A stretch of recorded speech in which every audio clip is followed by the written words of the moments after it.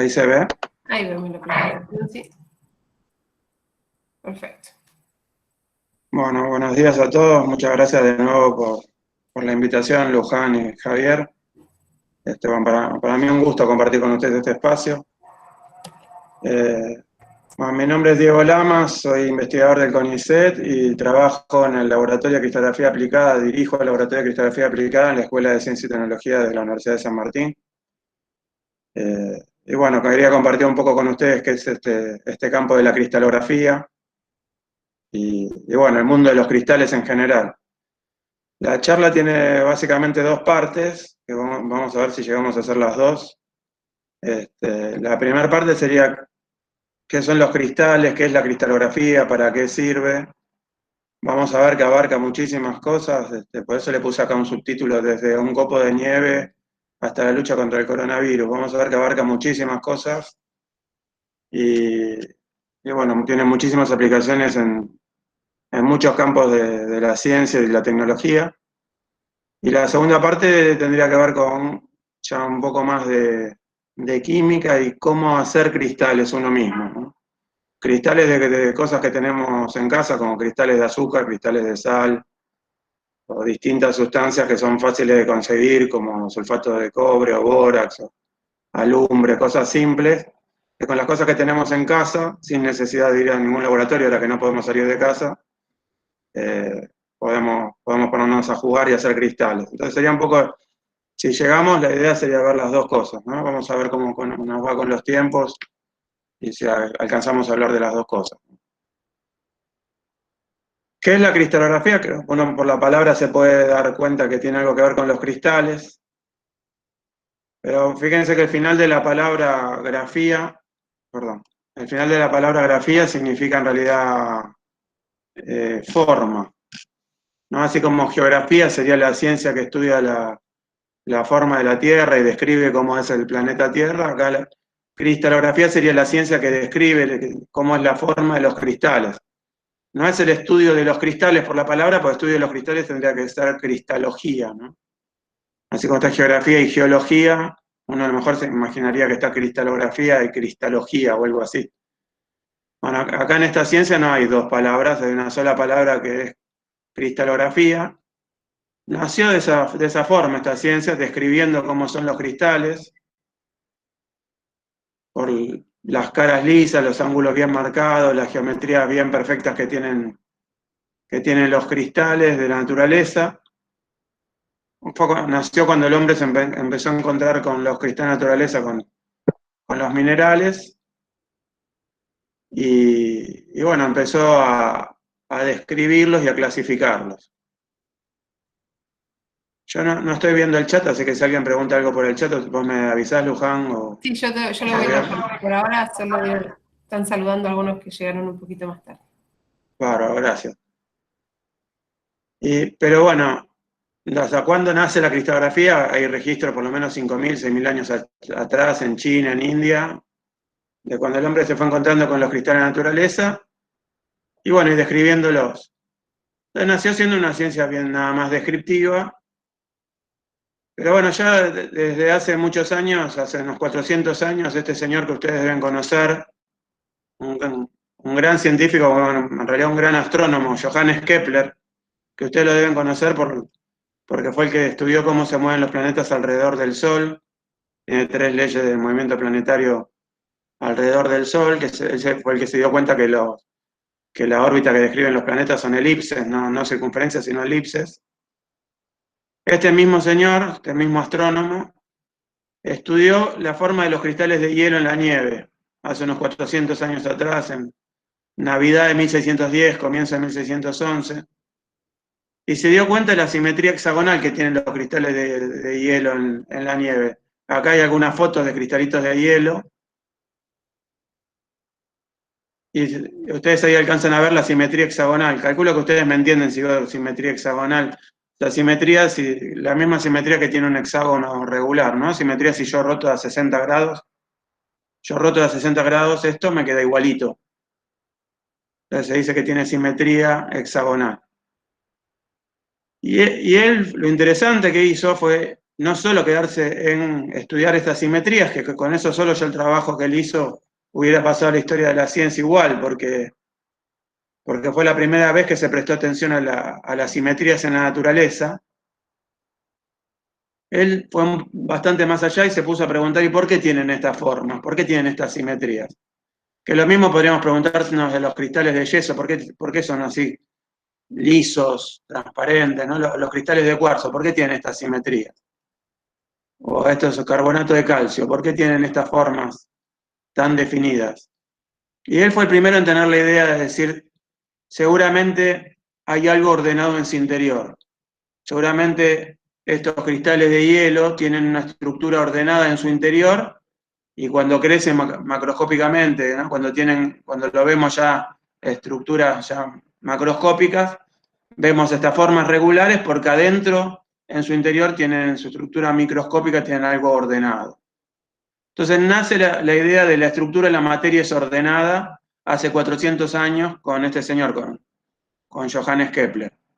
Hoy en día la cristalografía fue mucho más allá y no se queda solo en describir las formas, se preocupa también por el interior de los cristales y por las propiedades de los cristales, por todo lo que tiene que ver con el mundo de los cristales, pero como les decía, en realidad no se inventó esa palabra cristalogía, se sigue usando la palabra cristalografía para todo lo que tiene que ver con el estudio de los cristales, pero va mucho más allá de las formas, tiene que ver con todo lo que tiene que ver con los cristales, con las propiedades de los cristales. Cuando hablamos de los cristales, seguramente ustedes se imaginan brillo, formas regulares, caras, vértices bien definidos. Efectivamente, eso tiene que ver con las formas externas de los cristales, pero hoy en día va mucho más allá, va al interior de los cristales. ¿Cómo podemos ver cómo es el interior de los cristales? ¿Cómo podemos ver que Johannes Kepler tiene razón y que la estructura de la materia es ordenada? ¿Cómo podemos tratar de estudiar el orden de átomos o moléculas que componen los materiales? ¿Se pueden ver los átomos? Hoy en día, con tantos avances de la ciencia, posiblemente ustedes se imaginarán que hay microscopios superpotentes que nos permiten ver los átomos hoy en día. Y efectivamente eso es así. Hoy en día se pueden ver los átomos con microscopios recontra superpotentes. No sé si ustedes se imaginan cuál es el aumento que hay que tener para poder ver átomos o moléculas en los materiales, pero son aumentos altísimos. Estamos hablando de aumentar la imagen por lo menos 1 millón de veces para poder ver los átomos. ¿Por qué necesitamos aumentar tanto la imagen? Porque los átomos son chiquitísimos y están a distancias chiquitísimas entre sí.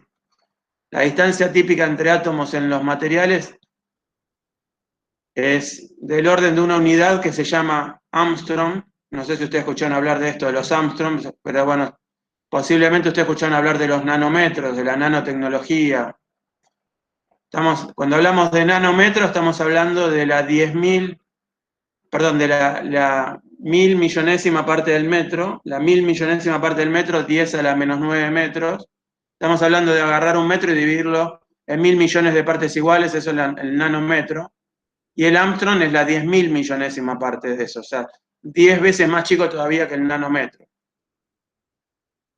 En notación científica sería 10 a la menos 10 metros. O sea, tomar un metro y dividirlo en 10.000 millones de partes iguales y quedarnos con una partecita de eso.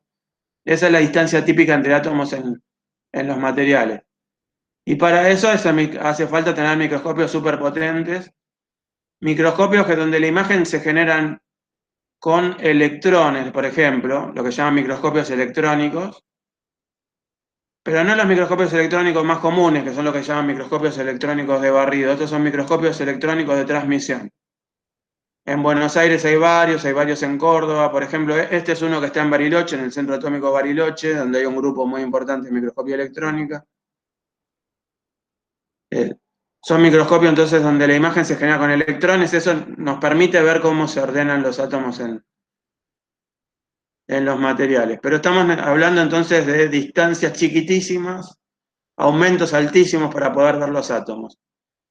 No fue así que se entendió cómo se ordenan los átomos en los materiales, no es esta la técnica por excelencia de la cristalografía. Estos son microscopios bastante más recientes, tienen unas pocas décadas, Y que los átomos están ordenados se sabe hace más de 100 años ya.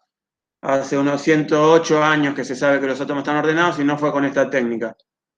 Fue de otra manera que se encontró que los átomos están ordenados. Fue con una técnica que se llama difracción de rayos X. Una técnica que tiene que ver con interferencia de ondas,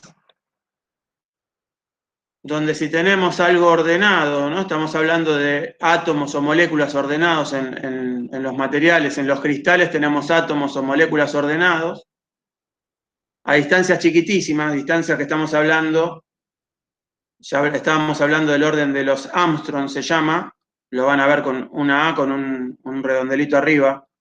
Armstrong, ya dijimos, es la 10ª parte del nanómetro, la 10.000 millonésima parte del metro, distancias chiquitísimas. Para estudiar ese ordenamiento se puede trabajar con un fenómeno que se llama difracción, que se puede hacer con luz visible, pero bueno, en este caso para poder hacer este fenómeno de difracción a distancias tan chicas se trabaja con rayos X. La técnica por excelencia para ver cómo se ordenan los átomos o moléculas en los materiales se llama difracción de rayos X. Y básicamente consiste en incidir con rayos X sobre cristales, sobre cualquier material que tenga átomos ordenados. Si yo tengo un cristal, voy a ver este fenómeno de difracción. Básicamente voy a ver que salen haces de rayos X en algunas direcciones del espacio nada más. Y si yo pongo una placa fotográfica, los rayos X me dejan una marquita en la placa fotográfica de la misma forma que me dejan una marca cuando me hago una radiografía. Vieron que en una radiografía uno lo puede hacer con una placa fotográfica, aunque hoy en día hay detectores mucho más avanzados. Y bueno, me deja un patrón de puntos. Estos puntos tienen que ver con que yo tengo una estructura ordenada.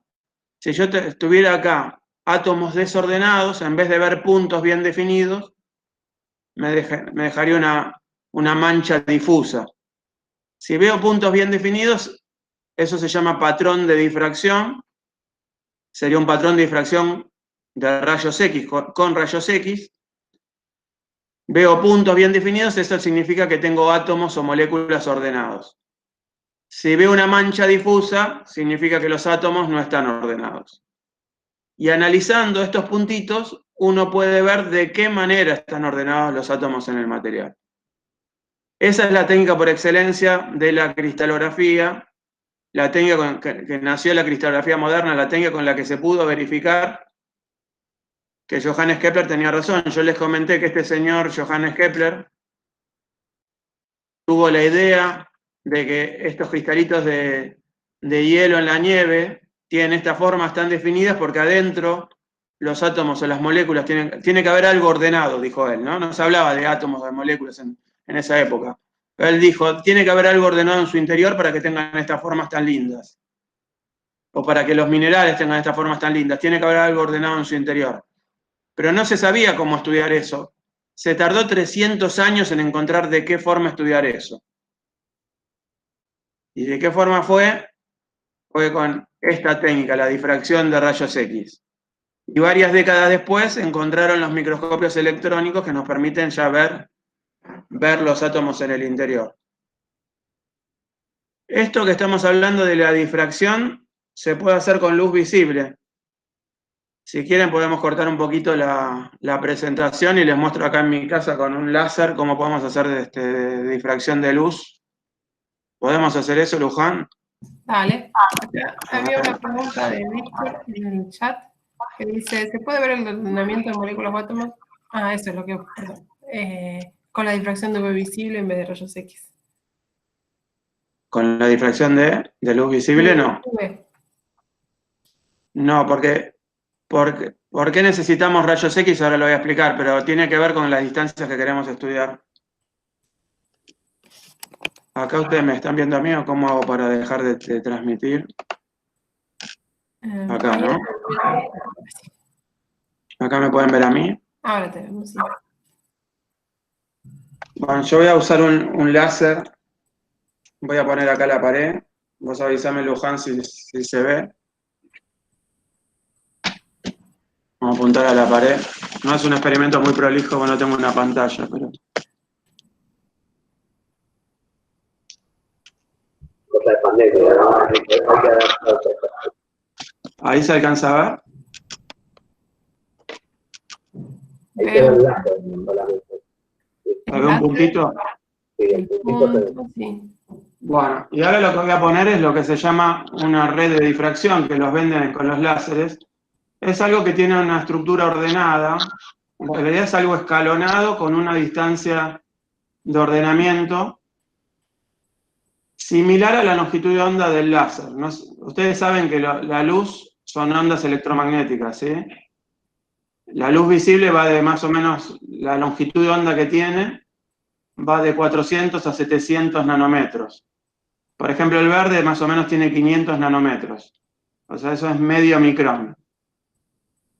Esa es la longitud de onda. Para poder ver este fenómeno de difracción que hablábamos recién, tengo que tener algo ordenado cuya distancia de ordenamiento sea similar a la longitud de onda. Entonces, si tengo algo ordenado con distancia de orden similar a la longitud de onda con la que estoy incidiendo, veo lo que llamo un patrón de difracción. Que bueno, en el caso de los láseres venden redes de difracción. Entonces, por ejemplo, ahí se alcanzan a ver puntitos. Sí, se ven. Sí, sí. Entonces, esos puntitos que estamos viendo se llaman patrón de difracción. En este caso sería un patrón de difracción de luz visible, de luz verde. Y bueno, como ven, tienen un orden estos puntitos que refleja, que tiene que ver con que lo que estoy poniendo, que es lo que se llama una red de difracción, tiene una estructura ordenada también. Analizando estos puntitos, este patrón de difracción, uno puede ver cómo es el orden de esta red de difracción. Entonces es un fenómeno de interferencia de ondas, interferencias constructivas y destructivas de ondas. Salen ondas de luz en algunas direcciones del espacio nada más, y por eso nosotros estamos viendo este patrón de difracción, este patrón de puntos. Entonces, para que se dé este patrón de difracción tiene que pasar dos cosas. Tengo que tener algo ordenado, lo que se llama una red de difracción, una estructura ordenada, y la distancia de orden tiene que ser similar a la longitud de onda con la que estoy incidiendo. Entonces, bueno, ahora volvemos a la presentación. Acá Matías pregunta si es lo mismo que en un caleidoscopio. Bueno, ahí es un poco diferente, ¿no? Pero bueno, de alguna forma tiene algo que ver, porque tiene que ver con cosas ordenadas también. Claro, el caleidoscopio es más la reflexión, no es un espejo, básicamente, que hacen repetir muchas veces. Claro. Es como si te ponen en el ascensor y filman, ustedes ven la cámara muchas veces repetidas en los espejos del ascensor. Eso es Claro. lo que pasa en el caleidoscopio. Es una repetición sucesiva de cosas, pero no una difracción. Ahí, claro, es una reflexión. Acá, bueno, lo que vamos a ver entonces es para el caso de los átomos, ¿no? Volvemos a la presentación. Dice Rubén, si no fuese un cristal, ¿cómo se vería? Si no fuera algo ordenado, vemos una mancha difusa. Vemos una mancha de luz, se dispersa la luz para todos lados, pero no vemos puntos bien definidos. Patrón de difracción es cuando vemos puntitos bien definidos. Y si no es difusión de la luz, hay una mancha difusa, sale luz para todos lados, no vemos puntos, ¿no? Matías preguntó por el color del cristal, ¿influye en la imagen de difracción? No, nada más lo que vamos a ver en el patrón de difracción tiene que ver con el orden de los átomos, cómo están ordenados los átomos, ¿no? Entonces, si cambia el orden de los átomos, cambian los puntos. Pero siempre vamos a ver puntos. Y si los átomos estuvieran completamente desordenados, lo que se llama un material amorfo, ahí vemos una mancha difusa, ahí sí que no hay difracción. Entonces, analizando estos puntitos, no solo cuando vemos puntos, no es nada más decir, bueno, los átomos están ordenados, sino que analizando estos puntos uno puede ver de qué manera están ordenados los átomos. Que eso es lo interesante de la cristalografía hoy en día. El primer difractómetro de rayos X se hizo en Alemania, en Múnich, en 1912. Básicamente es un aparato que le tira con rayos X a cristales, o sea, es un tubo de rayos X donde incidimos sobre un cristal y una pantalla donde registramos los puntos de los haces difractados, donde vemos el patrón de difracción. Hoy en día hay detectores mucho más avanzados que estos, ¿no? Pero antiguamente era simplemente una placa fotográfica. Hoy en día los difractómetros son un poquito diferentes, o sea, son más avanzados, especialmente los detectores, ¿no? Y bueno, y la imagen se registra hoy en día con computadoras, y bueno, uno puede hacer un análisis del patrón de difracción ya con programas específicos que nos permiten analizar estos patrones de difracción y determinar cómo están ordenados los átomos en el material. Esa sería la idea de lo que hace la cristografía hoy en día, ¿no?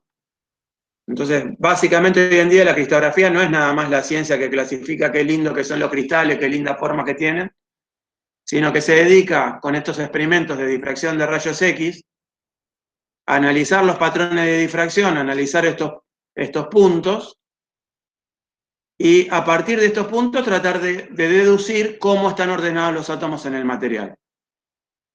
Si uno ya sabe cómo están ordenados los átomos en el material, por toda la teoría de la difracción de rayos X y la cristalografía, es fácil deducir cómo va a ser el patrón de difracción. Uno puede predecir estos puntos. Ir de los puntos para el otro lado no es tan fácil, porque hay información que cuando uno mide se pierde. En realidad, cuando uno mide solamente la intensidad de los puntos, o sea, qué tan intensos son los rayos X que están llegando, pero uno no tiene información de si los rayos X están llegando antes o después de lo que se llaman las fases de las ondas. Si yo tengo ondas, imagínense algo así como una ola, ¿no? Una onda es algo así como una función seno, coseno, si ustedes vieron trigonometría, es algo ondulado, parecido a las olas en el mar. Pero cuando llega algo cuando nosotros lo registramos con una placa fotográfica o con un detector, perdemos la información de si las olas están llegando antes o después. Y eso hace que no sea tan fácil deducir a partir de estos puntos cómo es el orden de los átomos o las moléculas en los materiales. Pero bueno, eso se llama problema de las fases en cristalografía. Pero bueno, se puede tratar de resolver ese problema, hay distintas técnicas matemáticas para resolver ese problema. Y bueno, se logra finalmente, a partir de los puntos del patrón de difracción, deducir cómo están ordenados los átomos en el material.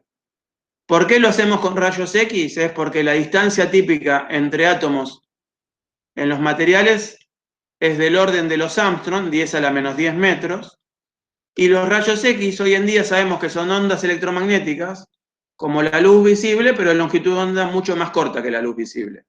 Justamente longitud de onda del orden de los Armstrong. Entonces es por eso que no lo podemos hacer con luz visible, que no lo podemos hacer con radiación ultravioleta o con otra cosa que no sea con rayos X. Necesitamos con rayos X porque la distancia entre átomos en los materiales es del orden de los Armstrong, y para poder ver un patrón de difracción necesitamos incidir con longitud de onda del orden de los Armstrong, y eso hoy en día sabemos que son los rayos X. Entonces, ¿por qué hacemos un fenómeno de difracción? Porque queremos estudiar cosas ordenadas, queremos ver cómo se ordenan los átomos en las moléculas en los materiales. Y para estudiar algo ordenado, hacemos este fenómeno de difracción. ¿Por qué con rayos X? Porque los rayos X tienen longitud de onda similar a la distancia que queremos estudiar. En el caso de antes, que lo vimos con una red de difracción, esa red tenía algo ordenado con distancia similar a la longitud de onda de la luz verde que estábamos usando, que eran 500 nanómetros. Acá estamos miles de veces más abajo, con tamaños más chicos. Estamos en la distancia del orden de los Armstrong y por eso necesitamos rayos X. Entonces, ¿se entendió por qué difracción y por qué con rayos X? Sería lo que más me interesa que se entienda por ahora. No sé si hay alguna duda hasta acá. Que van siguiéndote. ¿Entendieron la diferencia, chicos? Sí, dice Matías también. Buenísimo. Víctor, que habías consultado por el tema de la luz UV. Sí. Lamentablemente tiene que ser con rayos X. Fíjense que estamos muy por debajo del rango de longitud de onda de la luz visible. O sea, hace muchos años que los científicos se imaginaron que los materiales tienen una estructura ordenada. Y ellos se dieron cuenta que las distancias eran chiquitísimas. que un fenómeno de difracción permite estudiar cosas ordenadas, se sabe hace muchísimo también. Pero las distancias que queremos estudiar no estaban dentro del rango de las longitudes de onda de lo visible. Entonces, ¿cómo íbamos a estudiar el orden de los materiales, el orden de la estructura de los materiales, si no están en el rango de la longitud de onda de lo visible? ¿Cómo íbamos a hacer para verlo? Bueno, gracias a Dios los rayos X nos dejan una marquita en una placa fotográfica, y entonces, si bien los rayos X no se pueden ver, sí podemos ver la marca que nos dejan en una placa fotográfica o que nos dejan en un detector. Entonces, podemos ver esa marca, pero la longitud de los rayos X está muy por debajo de la luz visible, ¿sí? Miles de veces más chica que la luz visible. Entonces, ¿qué es cristal? Cristal es cualquier material donde los átomos o las moléculas que lo componen estén ordenados. Eso abarca muchísimas cosas. Por ejemplo, la sal común de mesa, el cloruro de sodio. Por ejemplo, muchos metales, por ejemplo, el hierro, ¿sí? El hierro tiene átomos de hierro y los átomos de hierro están ordenaditos, como si fueran cubos. O la sal común de mesa, el cloruro de sodio, tiene cloros y sodios. Bueno, el cloro y el sodio no están puestos de cualquier manera. Está un cloro, un sodio, siempre a la misma distancia, siempre igual. Y este orden de cloro y el sodio, cuando crece macroscópicamente, nos da cristales que tienen forma de cubito, similar a la unidad que se está repitiendo, que también tiene forma de cubito. O el diamante y el grafito, ¿sí? En el diamante y el grafito tenemos átomos de carbono. En los dos tenemos átomos de carbono. ¿Por qué el diamante y el grafito tienen propiedades tan diferentes si los dos están hechos de átomos de carbono ordenados? Porque tienen un orden distinto, ¿sí? En el diamante todos los átomos de carbono están cerca entre sí, unidos con una fuerza que, bueno, en química se llama enlace covalente, muy, muy, muy intensa, que hace que el diamante sea recontra duro. ¿Qué pasa en el grafito? Los átomos de carbono están unidos también, pero bueno, con otro tipo de ordenamiento.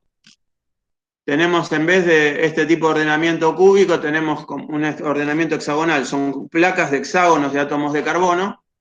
Y fíjense que es una estructura de placas. Están bastante distanciadas estas placas.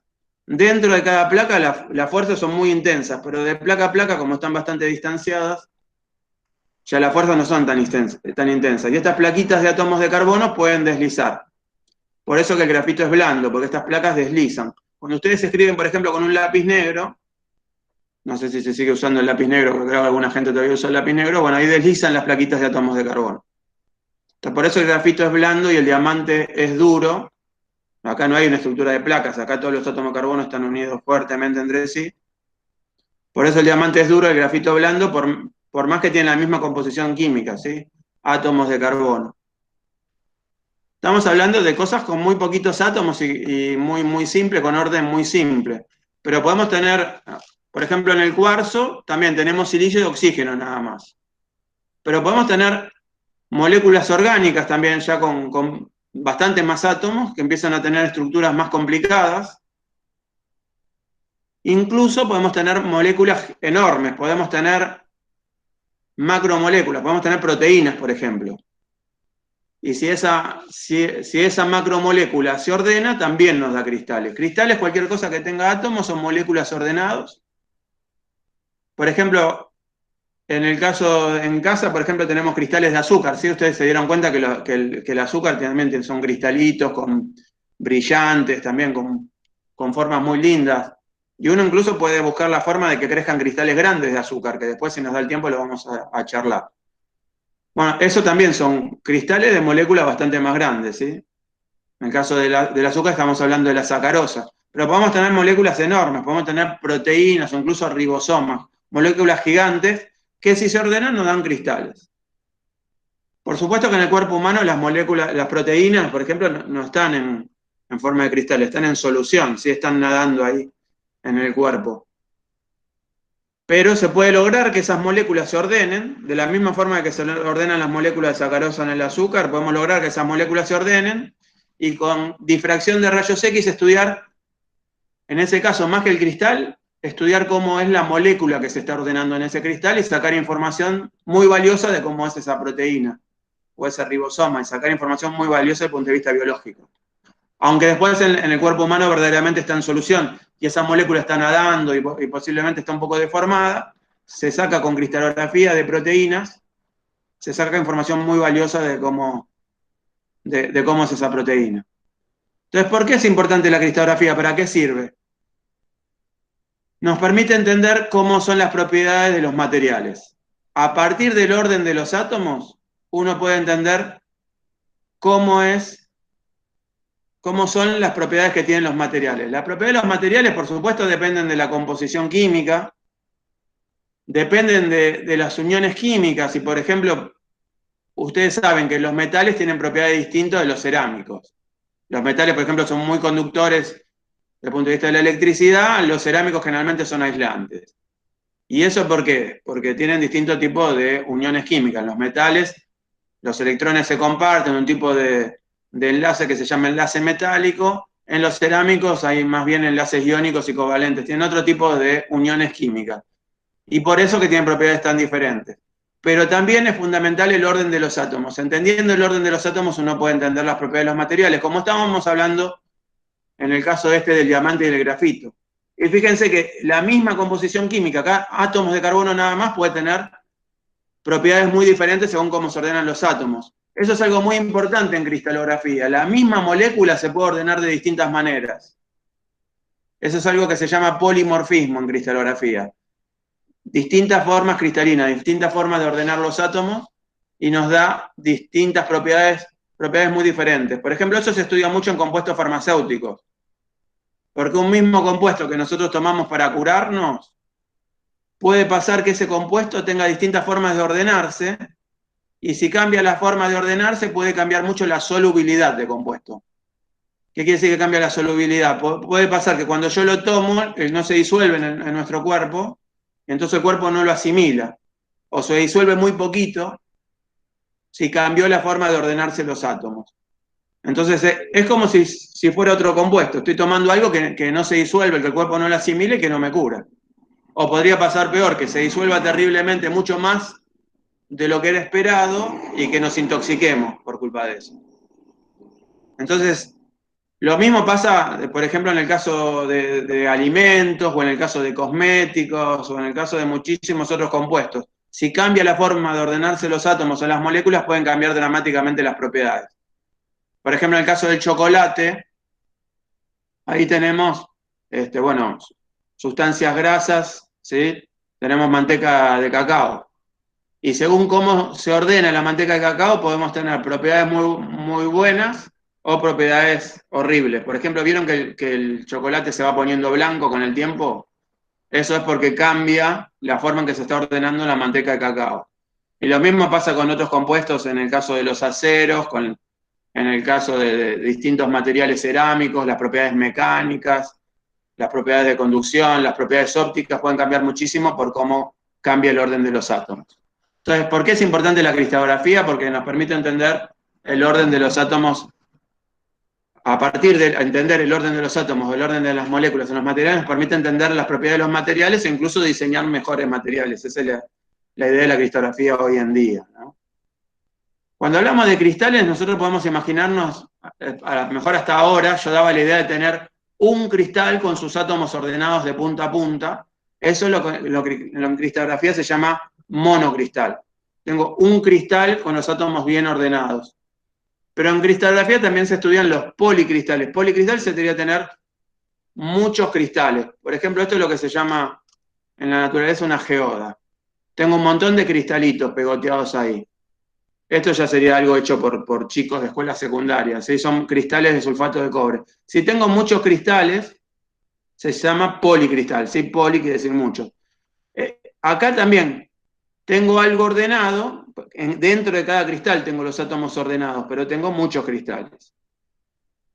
Si esto lo estudiamos por difracción de rayos X, en vez de darnos puntitos, si yo tengo muchos cristales, que están los cristales girados para todos lados, estos puntos empiezan a girar. Y si tengo muchos cristales, muchísimos cristales, del orden de millones de cristales, girados para cualquier lado, estos puntos giran para todos lados y se terminan convirtiendo en anillos. Esto se estudia con difractómetros de monocristal, como los que hay en la Comisión de Energía Atómica, hay, por ejemplo, en el Centro Atómico Constituyentes, hay también en la Universidad de Buenos Aires, en la Facultad de Ciencias Exactas, hay también en La Plata. Pero bueno, la mayoría de los difractómetros del país no estudian monocristales, no se dedican a esto. La mayoría de los grupos se dedican a estudiar policristales. ¿Qué quiero decir con policristales? Y casi cualquier material de la vida diaria. Los metales tengo un montón de cristalitos pegoteados. Los cerámicos tengo un montón de cristalitos pegoteados. En el paquete de azúcar, en el paquete de sal tengo un montón de cristalitos pegoteados. La mayoría de las cosas que usamos todos los días, en los cementos, en, no sé, casi cualquier cosa que a ustedes se les ocurra estudiar, tengo un montón de cristales pegoteados. En vez de darnos puntitos, da anillos. Si los átomos están desordenados, no dan ni puntitos ni anillos, dan una mancha difusa. Es otra cosa cuando tengo un material con átomos desordenados. Porque cuando tengo muchos cristales, da anillos. La mayoría de los equipos que estudian difracción de rayos X de policristales o de polvo, se dice, en realidad no se miden los anillos, porque para medir los anillos tendría que tener un detector bidimensional, ¿no? Para poder ver esto yo tendría que tener un detector bidimensional. Hay gente que tiene detectores bidimensionales, yo de hecho tengo algunos detectores bidimensionales en mi laboratorio en la Universidad de San Martín, pero también tengo otro equipo que no tiene detectores bidimensionales, tengo otro equipo que es con un detector puntual. Si es con un detector puntual, que no mide todo el anillo, lo que uno hace es ir midiendo. O sea, imagínense que yo voy moviendo el detector puntual, esto mide un puntito nada más, y lo voy midiendo desde un ángulo bajo, voy cambiando el ángulo.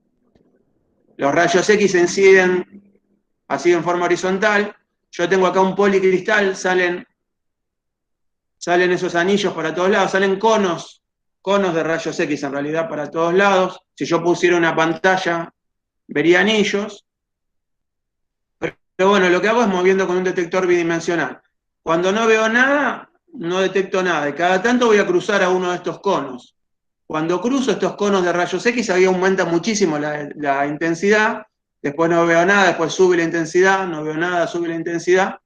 Y eso se termina convirtiendo, a medida que voy cambiando el ángulo, se termina convirtiendo en picos de difracción. La mayoría de los equipos de los difractómetros de rayos X que ustedes van a ver a lo largo de todo el país son lo que llaman difractómetros de polvo, donde la muestra que se pone es un policristal y termina habiendo picos de difracción. Estos picos son característicos de la sustancia que estoy estudiando y me permiten identificar qué sustancias tengo en mi material. Si son sustancias que ya son conocidas, que ya se sabe cómo son los átomos, cómo se ubican los átomos en el material, ya se puede saber cómo es el patrón de difracción. Hoy en día ya se han estudiado cientos de miles de sustancias. Entonces a mí me dan un material, yo puedo ver qué sustancias tengo en ese material. O incluso, si es un material con polimorfismo, una sustancia que tiene polimorfismo, que tiene muchas formas de ordenar sus átomos, yo puedo ver qué forma cristalina de qué sustancias tengo en el material. Puedo identificar compuestos en el material. Y si son mezcla de sustancias, puedo ver cuánto tengo de cada sustancia. Entonces, eso es lo que sirve, para qué sirve la difracción de polvos o de policristal.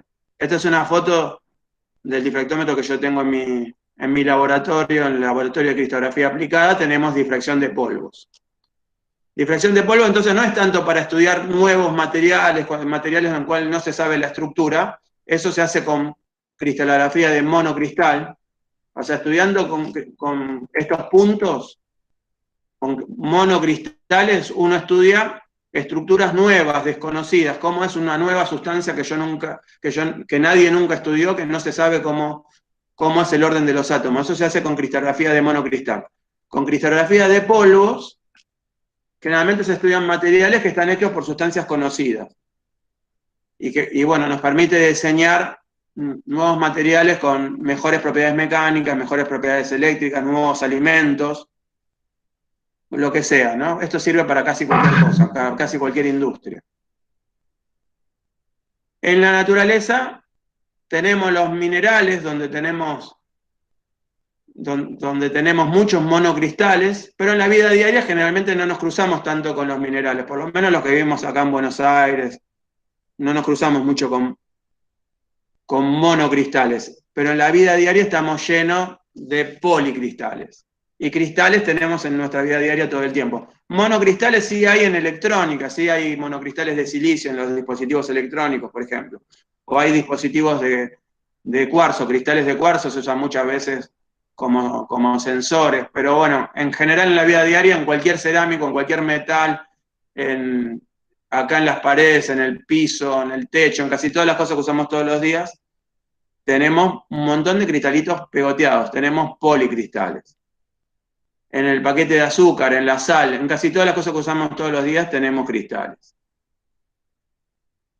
Y en lo que se llaman las copas de cristal, justo ahí no tenemos cristales. Lo que la gente llama copa de cristal, o vieron que en las cristalerías nos venden, por ejemplo, vidrio para poner en una ventana. Eso justo no es cristal. Ahí hay una gran confusión que hay en cristalografía, pero eso no es cristal porque tiene los átomos desordenados, son lo que se llaman materiales amorfos. Ahí en los vidrios hay silicio y oxígeno, lo mismo que hay en el cuarzo, pero en los vidrios están desordenados. Y fíjense que si uno quiere hacer algo redondo para una copa, con átomos ordenados es difícil, ¿no? Con átomos ordenados, lo normal es que uno tenga, como en los minerales, caras bien lisas, ángulos bien marcados, geometrías bien perfectas, ¿no? Esas formas tan lindas que veíamos acá en los minerales, ¿sí? Esta forma, estas geometrías bien definidas, es típico de algo ordenado. Si uno tiene algo redondo, casi seguro que lo hizo con átomos desordenados. Eso no es cristal, esos son lo que se llaman los materiales amorfos. Los vidrios son materiales amorfos, los átomos están desordenados. O en los polímeros hay una parte ordenada, una parte desordenada, están un poco a mitad de camino. O en los que se llaman cristales líquidos, tienen una parte ordenada, una dimensión ordenada, una dimensión desordenada. Hay muchos materiales que también están a mitad de camino. Pero en la vida diaria estamos llenos de cristales en todos los días. Aunque justo en lo que la gente llama copa de cristal, eso lamentablemente no es cristal. Quedaron ahí un par de preguntas.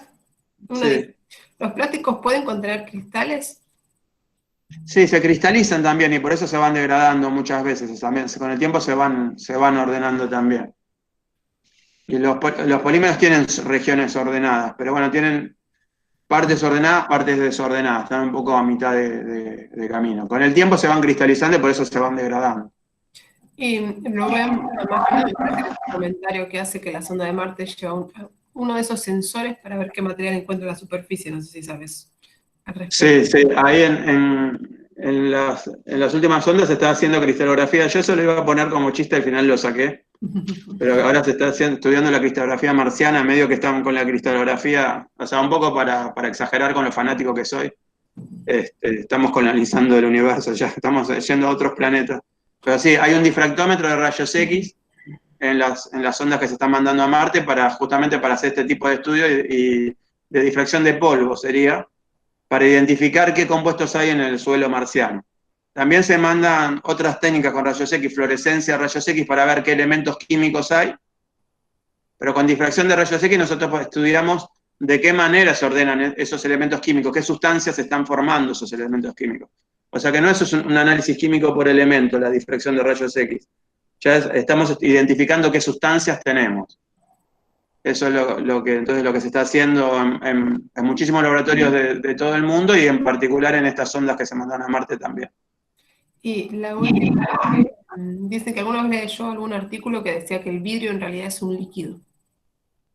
Sí, tiene más bien las propiedades del líquido, ¿no? O sea, como átomos desordenados como los líquidos, en realidad sí se asemeja más a las propiedades de los líquidos que a las propiedades de los cristales. Es como un líquido muy, muy, muy viscoso, por eso que termina siendo un material duro, pero bueno, sería más bien como un líquido recontraviscoso. Gracias. Bueno, acá les quería comentar así rápidamente algunos de los héroes y antihéroes de la cristalografía, para que ustedes sepan, o sea, pueden investigar después si tienen ganas un poquito de la historia. Así, alguien muy importante para la historia de la cristalografía, aunque no hizo cristalografía, fue este señor Röntgen, que fue el que descubrió los rayos X. Él hizo en realidad radiografía, ¿no? Descubrió los rayos X en 1895 y descubrió todo lo que tiene que ver con la radiografía, que es un fenómeno de absorción, ¿no? Esas imágenes se generan por la distinta absorción que tienen los tejidos, los huesos, o por ejemplo acá el anillo. Esta es la mano de la esposa de este señor Röntgen. La distinta absorción a los rayos X que tienen los tejidos, los huesos, o por ejemplo un anillo, los distintos elementos químicos, nos permiten generar una imagen. Entonces todo lo que tiene que ver con radiografía lo descubrió este señor Röntgen en fin de 1895, comienzo de 1896, y bueno, nace la radiografía. Este señor fue a Premio Nobel de Física en 1901, pero no cualquier premio Nobel, el primer premio Nobel de Física por todo lo que él hizo de descubrir los rayos X. Y él le pone el nombre X porque no sabía qué eran esos rayos. Entonces, es así como uno pone el nombre X a la incógnita en matemática, él le puso rayos incógnita, rayos no sé qué es esto, pero con esto puedo generar una imagen, puedo ver el interior del cuerpo humano.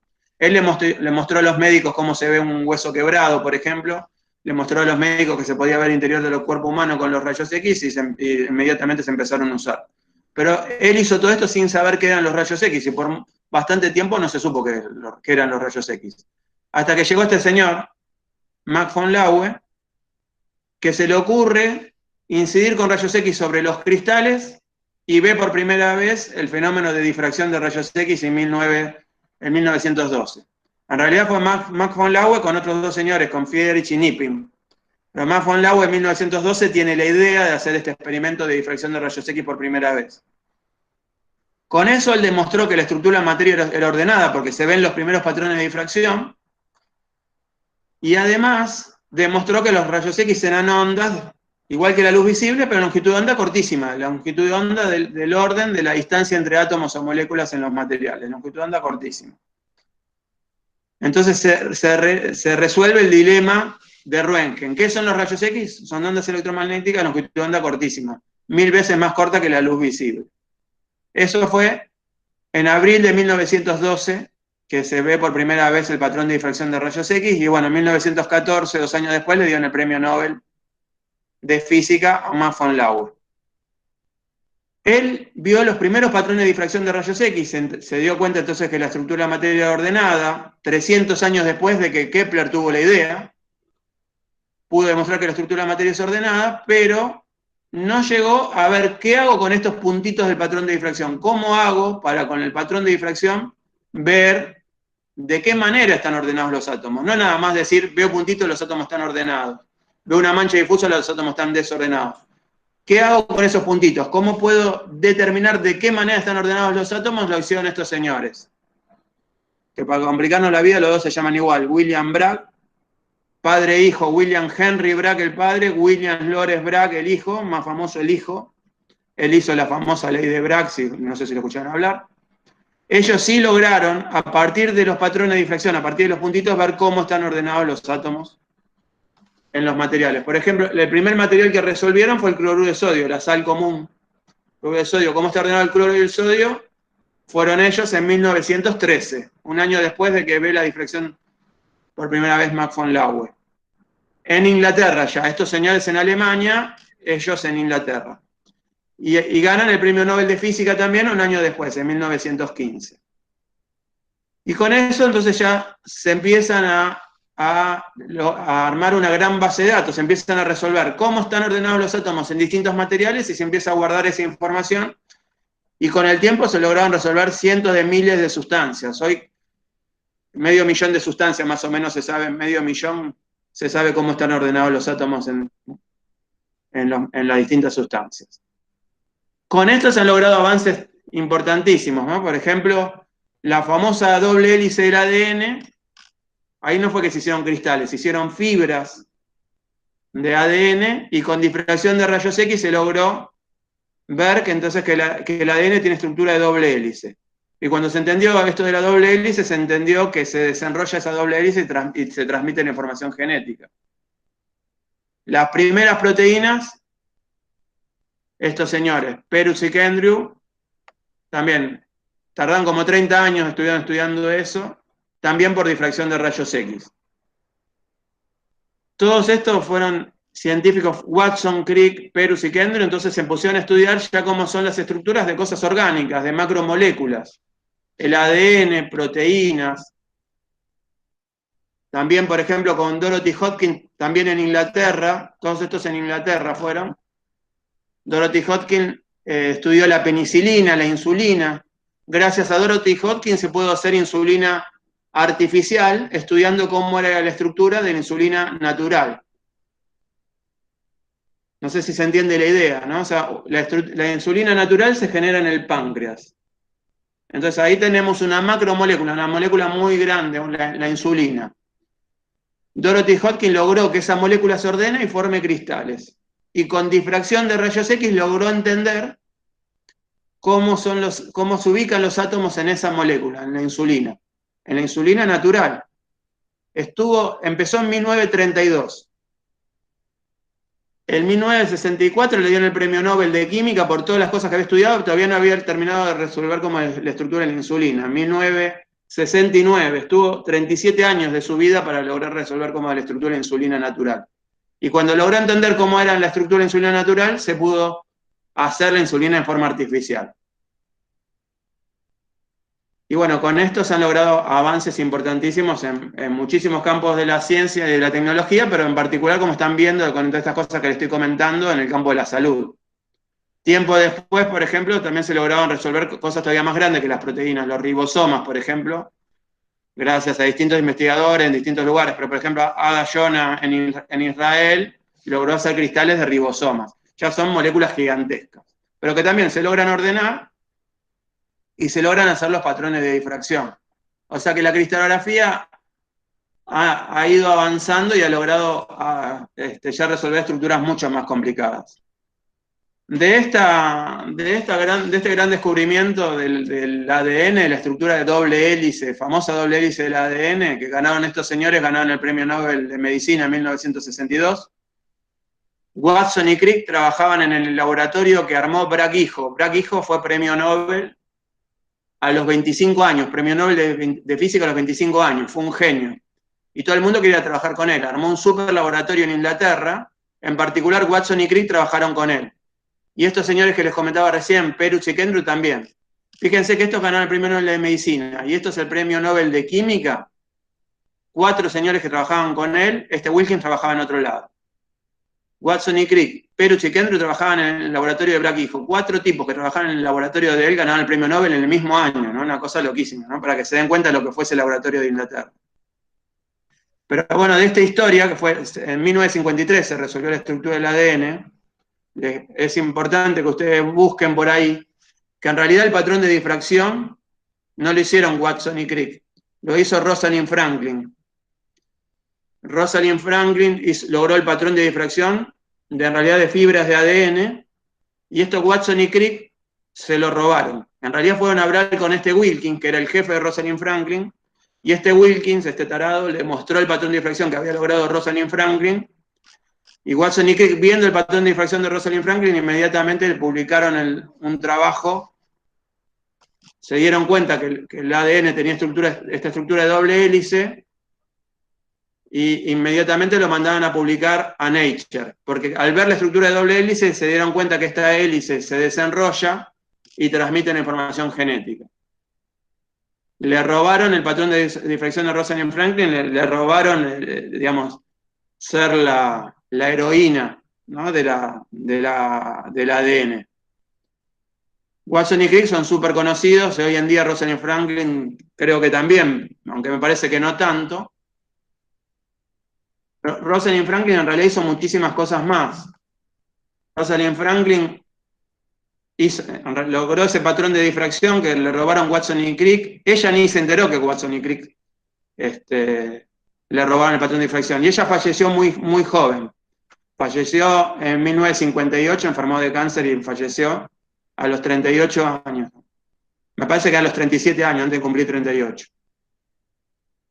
Ella no solamente logró ese patrón de difracción del ADN, también estudió otras macromoléculas, estudió virus. Por ejemplo, el virus de la poliomielitis, o el virus del mosaico del tabaco, y fue la primera en resolver virus. seguramente ella hubiera ganado el premio Nobel. El premio Nobel se dio en 1962 por el ADN, pero como ella había fallecido, el premio Nobel se da en vida, no se lo dieron. Aparte se lo da a 3 personas nada más, no se le puede dar a más de 3. Se lo puede dar a 1, 2 o 3, y bueno, no se sabe bien si los habrían dado. Seguramente se lo habrían dado porque, bueno, su patrón de difracción fue decisivo. Pero bueno, aparte, seguramente también se tendría que haber ganado un premio Nobel por haber resuelto las estructuras de los primeros virus. Y por hacer todo esto simplemente con tubos de rayos X comunes.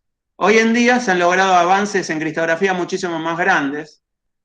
Se están resolviendo proteínas y ribosomas, cosas gigantescas, gracias a los avances de las fuentes de rayos X. Hasta la época de que estamos hablando de Rosalind Franklin, la menciono mucho a Rosalind Franklin porque fue una persona que fue estafada, que la verdad es una pena que no se haya merecido el premio, no le hayan dado el premio Nobel cuando lo merecía. Y aparte la menciono porque este año se cumplen 100 años de su nacimiento, así que bueno, me parece es importante recordarla y no solo por lo que hizo con el ADN, porque fue la primera en estudiar virus, en resolver estructuras de virus. Hoy en día las estructuras de virus se estudian también, pero no con los tubos de rayos X como tuvo que hacer ella. Ella llegó a usar las primeras computadoras, o sea que tuvo la suerte de poder hacer cálculos más rápidos gracias a las primeras computadoras, aunque eran lentísimas en comparación con las de hoy. Pero no tuvo la suerte de poder usar los sincrotrones. En los años 70 aparecen fuentes de rayos X muchísimo más intensas, aparecen estos sincrotrones, son aceleradores de electrones donde los electrones giran en órbitas prácticamente circulares, en realidad poligonales. Son aceleradores de electrones donde los electrones van prácticamente a la velocidad de la luz y cada vez que se tuerce la trayectoria, por ir prácticamente a tener cargas que van muy aceleradas, ahí cuando torcemos la trayectoria, se generan rayos X muy, muy, muy intensos. En realidad se generan radiación de todas las longitudes de onda, pero particularmente rayos X también, muy, muy, muy intensos, y con eso se pueden hacer experimentos de cristalografía súper avanzados. Hoy en día incluso hay fuentes más avanzadas todavía, los láseres de rayos X. Y con esto se están logrando avances gigantescos, especialmente en el campo que hablábamos recién, en el campo de la salud, para proteínas, para virus, para ribosomas, para todas esas cosas, gracias a los sincrotrones. Cuando estudió a ella, Rosalind Franklin, no había estas cosas. Un colaborador de Rosalind Franklin, Aaron Klug, sí tuvo la suerte de contar con esto y también con los microscopios electrónicos, y ganó el premio Nobel, un colaborador de ella, en 1982. Seguramente ella hubiera ganado también el premio Nobel ese por resolver los primeros virus, ¿no? Hoy en día incluso están estos láseres de rayos X que son cosas recontrapotentes. También se puede trabajar con otras cosas que no son rayos X. Por ejemplo, la CONEA está liderando este proyecto del Laboratorio Argentino de Haces de Neutrones. Con neutrones también se puede hacer cristalografía.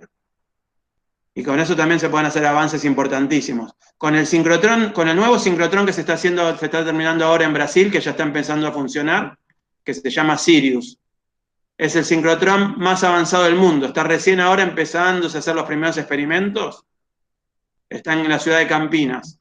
Hasta hace poco había otro sincrotrón chiquitito en Brasil. Pero ahora se está terminando el mejor del mundo. Y con este otro proyecto que está impulsando a hacer muchos más sincrotrones en todo el mundo, particularmente en México se va a hacer un sincrotrón, se está impulsando también a hacer sincrotrones en América Central. Y el Laboratorio Argentino de Haces de Neutrones está avanzando muchísimo en cristalografía y para América Latina nos esperan años espectaculares donde la cristalografía y la ciencia de materiales en general, todo lo que tiene que ver con salud y casi cualquier campo de la tecnología va a estar avanzando muchísimo, ¿no? Entonces, fíjense que con la cristalografía vamos de los cristalitos de hielo de Kepler, de la sal, del azúcar, a casi cualquier cosa, ¿no? Casi todos los materiales que usamos todos los días en nuestra vida diaria tienen que ver con cristales, con materiales con átomos ordenados, casi cualquier cosa. Remedios, alimentos, pigmentos, cosméticos, materiales para construcción, para energía, para electrónica, para lo que ustedes quieran. Y en esto del coronavirus, por ejemplo, en uno de esos sincrotrones, en un sincrotrón en Alemania, se logró ordenar la molécula, una proteína, que juega un rol fundamental para cómo se replica el virus, el coronavirus, cuando nos invade. Y no solo eso, entonces se logró entender cómo es la estructura de esa proteína. Vieron que el coronavirus tiene como unas puntas. Esas puntas son unas proteínas que tienen un rol fundamental para cómo se reproduce el virus cuando entra en el cuerpo humano. Se logró hacer cristales de esa proteína y resolver entonces cómo es la estructura átomo por átomo de esa proteína en un sincrotrón en Alemania. Al poco tiempo de que apareció el coronavirus, en marzo de 2020, se publicó este artículo en Science diciendo cómo es la estructura de esta proteína. Pero no solo eso, sino que también se logró, gracias a la difracción de rayos X en estos sincrotrones, en estas fuentes avanzadísimas de rayos X, se logró también ver cómo es la estructura de esta proteína con distintos compuestos que inhiben la reproducción del virus. O sea que se encontró el punto débil y cómo frenar el virus con distintos compuestos que lo acomplejan a esta proteína y no la dejan